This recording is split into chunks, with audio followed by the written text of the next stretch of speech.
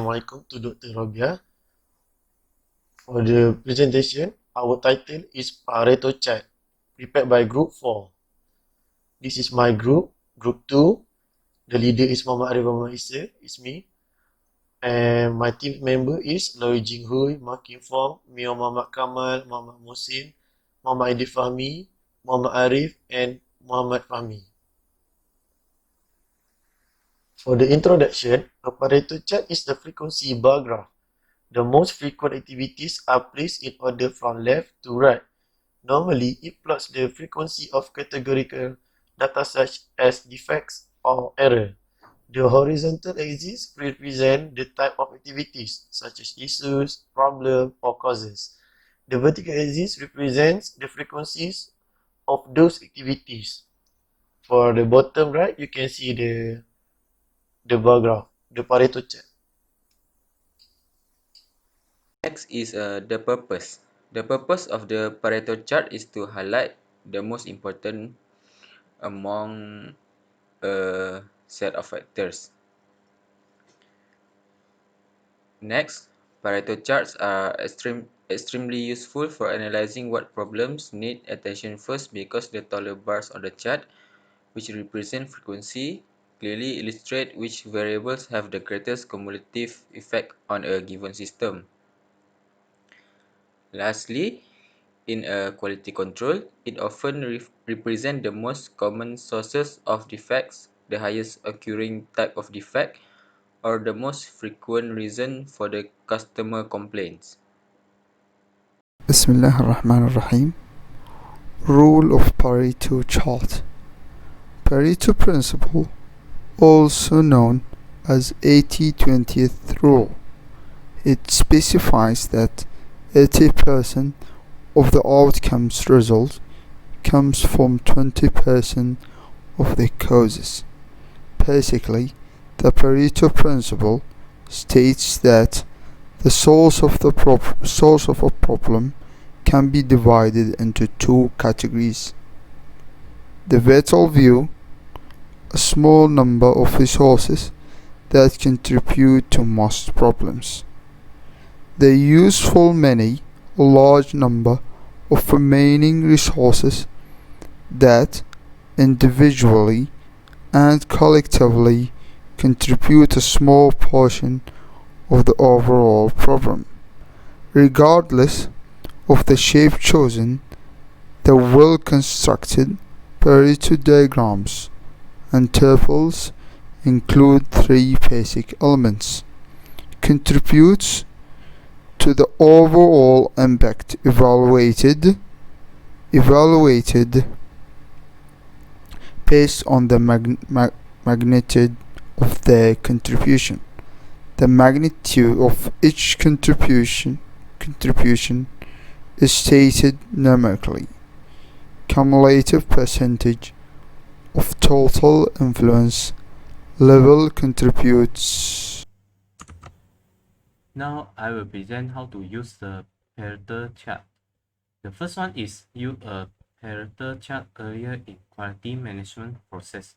Figure out what is the business problems, such as what problems are responsible for most complaints or losses in a business and dedicate improvement resources to those problems. Pareto chart is used to identify and create a solution to those problems.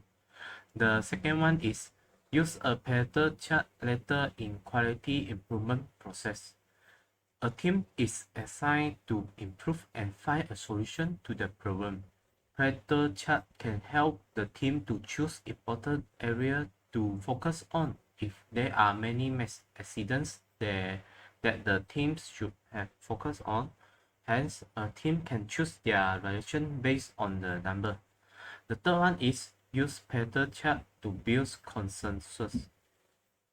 Pareto chart can be very helpful in resolving conflicts, such as if a project involves many moving parts and of courses over many different units of work functions, such as in a big organization, teams members have disagreements with each other on how to manage encounter problem and blending each department for the causes. Pareto charts can help to resolve the conflicts. The last one is use Pareto chart outside of quality improvement process.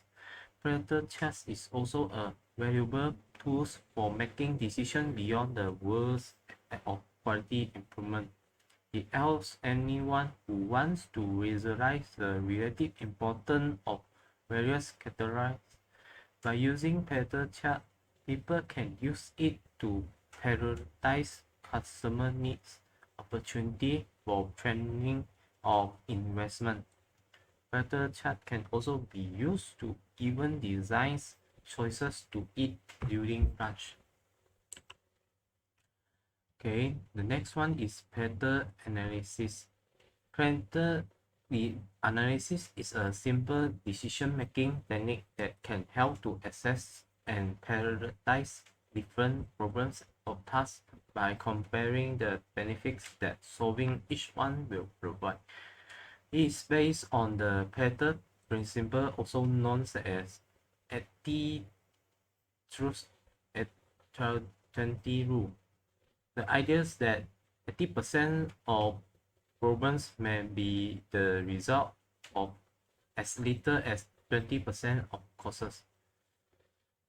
So how to use the Pareto analysis? The first one is identify and list the problems that being faced. Gather feedback from clients and team members. The second one is identify the root causes of each problem. Can use techniques such as 5 why, cause and effect analysis. The third one is score each problem. Scoring method that use will depend on the sort of problem that you trying to resolve.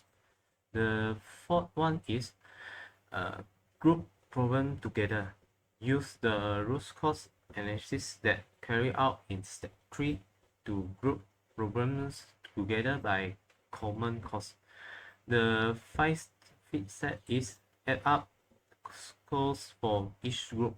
The one will with the top score should be the highest priority, and the group with the lowest score is the lowest priority. The last step is take action. This is the example of Pareto chart. A Pareto chart provides facts needed for setting priorities. It organizes and displays information to show the relative importance of various problems or causes of problems. It placing the item in descending order of frequency makes it easy to discern those problems that are of greatest importance or those causes that appear to account for most of the variation. Thus, a Pareto chart helps teams to focus their effort where they can have the greatest potential impact. There are key root causes analysis too. Pareto chart help teams focus on the small number of really important problems or their causes. They are useful for establishing priorities by showing which are the most critical problems to be tackled or the causes to be addressed. There are some advantages and disadvantages of Pareto chart. The first advantages of Pareto chart is organizational efficiency. The individual will list changes that are needed or organizational problem. After listed the problem, they can identify the main problem so it will focus to solve it first other than low problem. Next is enhanced problem-solving skill. It enables you to organize work-related problems into cohesive facts. The next advantage is it improves decision making. It make it helps us to able to measure and compare the impact of changes that take place in an organization. There are many advantages of Pareto chart.